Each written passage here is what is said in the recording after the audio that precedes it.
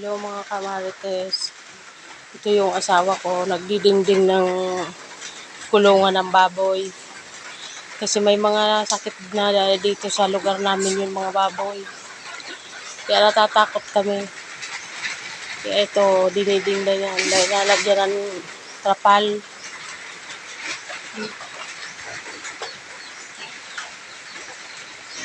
Kasi ito lang naman ang inaasahan namin na baboy.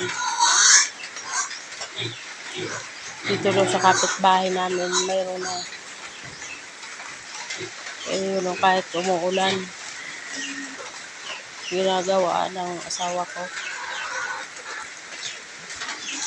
Nagsisiga kami, nilalagyan ng yung kamanyang.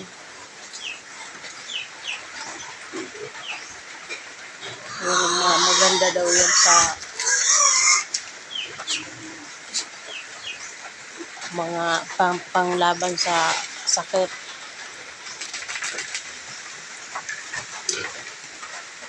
Yung mga kamarites, kahit umuulan, nagdidingding yung asawa ko.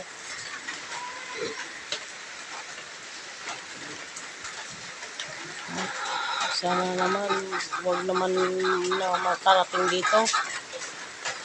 Kasi kawawa naman yung mga nag-aalaga, kagaya namin. Ito lang naman ang inaasahan.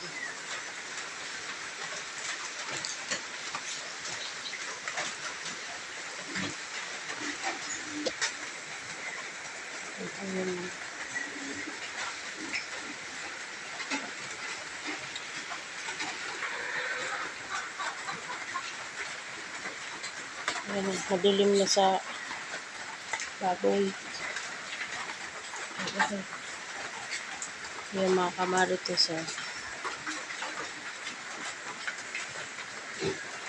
hindi na nga namin bininta kasi lapwas na sa lapwas na sa bilihan. Lugi na kami. Mausok. Yung mga kamarites ang aming alaga. Mayroon pa doon na 6.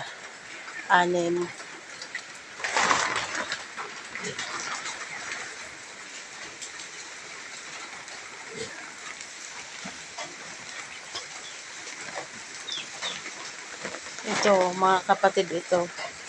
Hindi namin pinapaliguan kasi yun nga, ibali ng madungis.